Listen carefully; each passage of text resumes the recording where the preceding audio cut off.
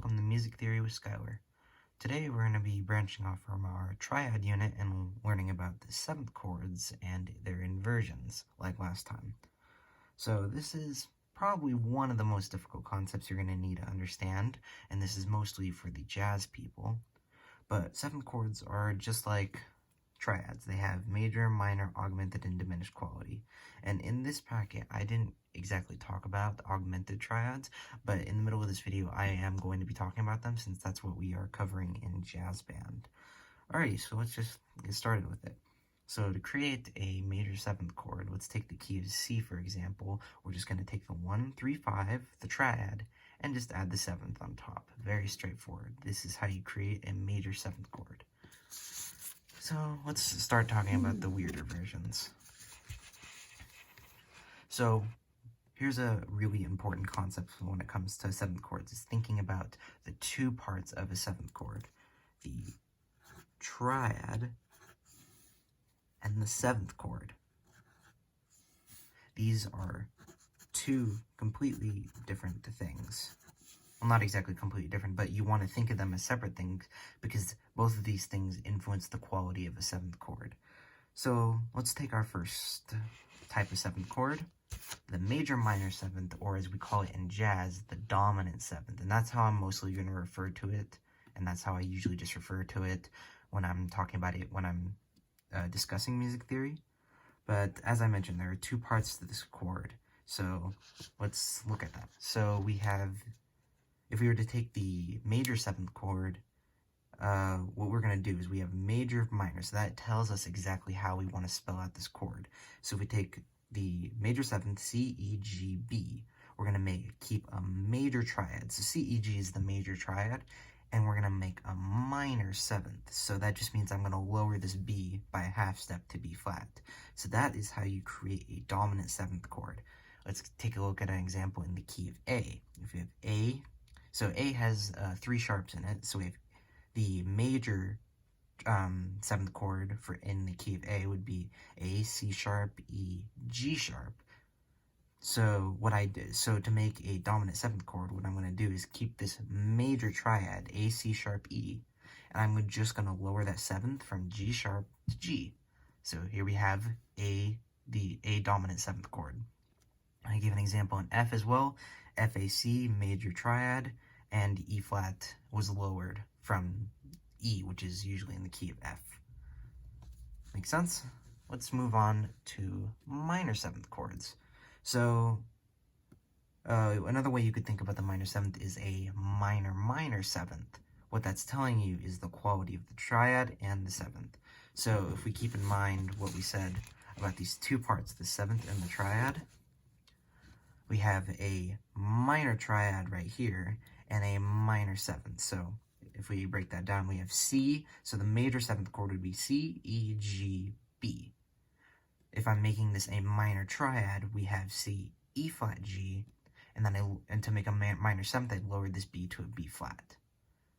Let's look, if we're looking at the example in the key of A, we have usually in the an A major seventh chord would be A, C sharp, E, G sharp. But what I did is I lowered this third to make it a minor triad, and I lowered the seventh to make it a minor seventh. I gave you a similar example in the key of F. So refer to this, because now we're going to be talking about diminished seventh chords. There are two types of diminished chords, diminished seventh chords. We have the fully diminished seventh and the half diminished seventh. Let's talk about the half diminished first. So thinking about triad versus seventh, the important thing to note about this in diminished chords is that there's only one difference between fully diminished and half diminished, and that's the seventh, and we'll talk about why. So the way I think about half diminished seventh chords would be a diminished triad and a minor seventh. So basically, we have C, E flat, G. The major seventh chord would be C, E, G, B. We made this diminished triad, C, E flat, G flat, and then I just lowered the seventh to make it minor. Same thing in the key of A. We have usually A, C sharp, E, G sharp. I made this a diminished triad, A, lower that C sharp to a C, and that E to an E flat, and that G sharp to just a G natural. I gave you another example of a half diminished seventh in the key of F. So what's a fully diminished seventh? Well, if we look at this, what we're doing is we are actually double flatting, or lowering the seventh twice.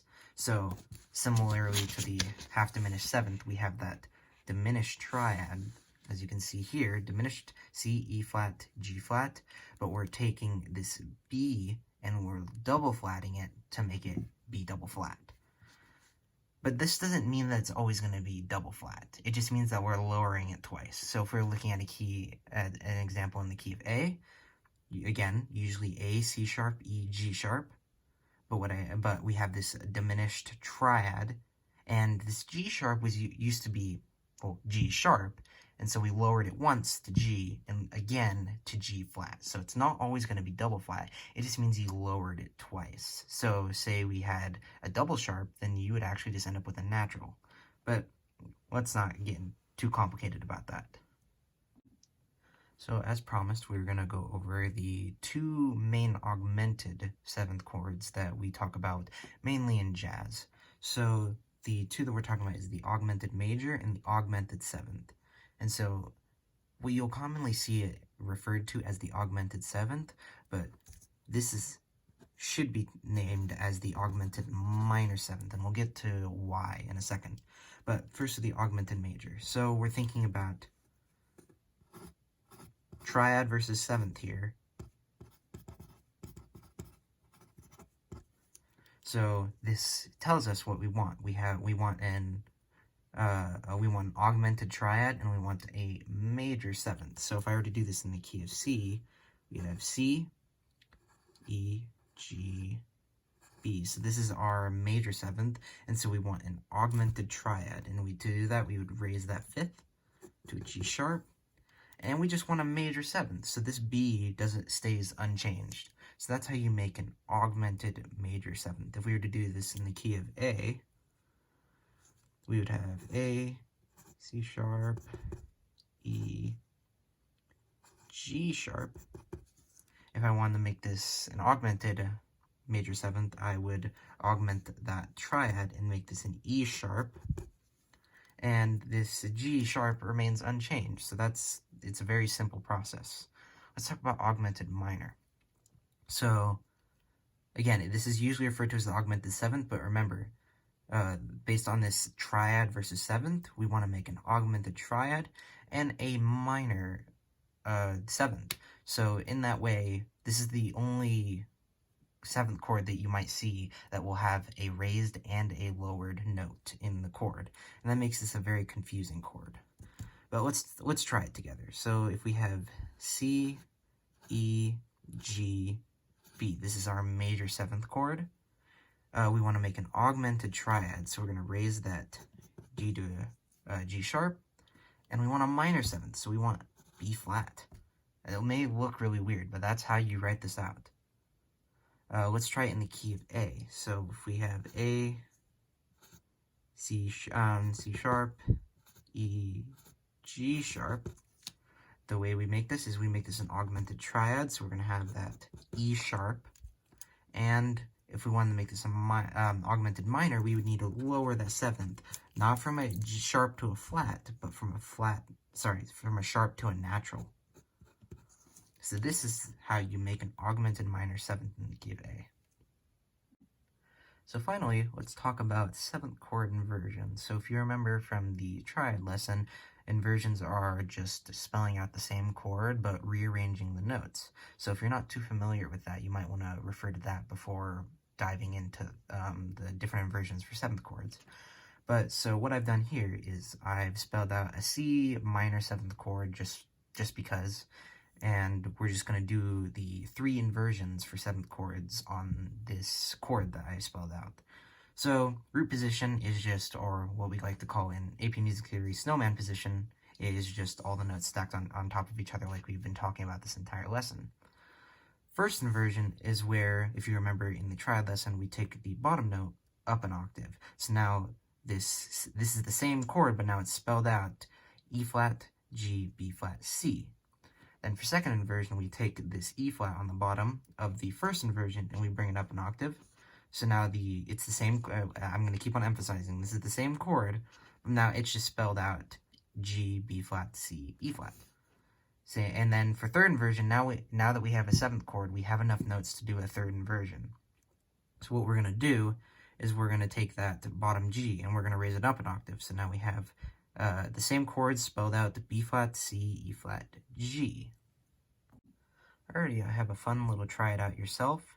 And so the task here is to write out all the seventh chords that we talked about in one key and in one inversion. So the key I'm going to choose here is I'm going to do the key of F. And the inversion I want to choose is first inversion. So the way I'm going to do this in here is I'm going to write out the root position chord, and then I'm going to write out the first position chord right next to it. So if I want to, remember this is in bass clef, remember we want to keep on practicing the multiple clefs so that we're fluent in both. So if I'm going to do this in F, so I'm going to write this F chord down here. So if I want a major seventh chord, I'm just going to write a F, A, C, E. Just the basic major seventh chord, stacking 1, 3, 5, 7. If I want them to put this in first inversion, I'll just simply bring this bottom note up an octave. So if that would be A, C, E, and then D. I call that D, sorry, that's F. Sometimes I have a hard time reading bass clef as well. But let's talk about the minor seventh chord. So remember that's also the minor seventh chord. So we would have F, A, flat, because we want that minor third, C, and then E, flat. Remember, we still have that minor seventh as well. So if I do the same thing and do the first inversion, I would have A flat, C, E flat, and F. Let's do the major minor or the dominant chord. We have F, A, C. We have that major triad. Remember, it's telling you exactly what you want to do. And we have that E flat for that minor seventh. We want to put this in first inversion, bring that F up the octave. So if A, C, E flat, F. Let's talk about half diminished. So we have F, and we want that diminished triad. So we have F, A flat, C flat, and we want that, and like we talked about for half diminished, we want that minor seventh. So we would get E flat as well. And we want to bring that up an octave for we want to bring this F up the octave for the first inversion. So we have A flat, C flat, E flat, and F. And then finally, fully diminished seventh chord, we're going to have F, A flat, C flat, remember, diminished triad, and if you can recall, we double flat that seventh to be E double flat. It's kind of hard to read, but you understand what I'm doing.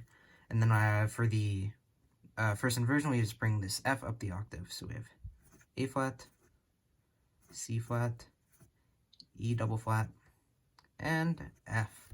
I hope you enjoyed this lesson, and please have a great Thanksgiving break. Keep learning.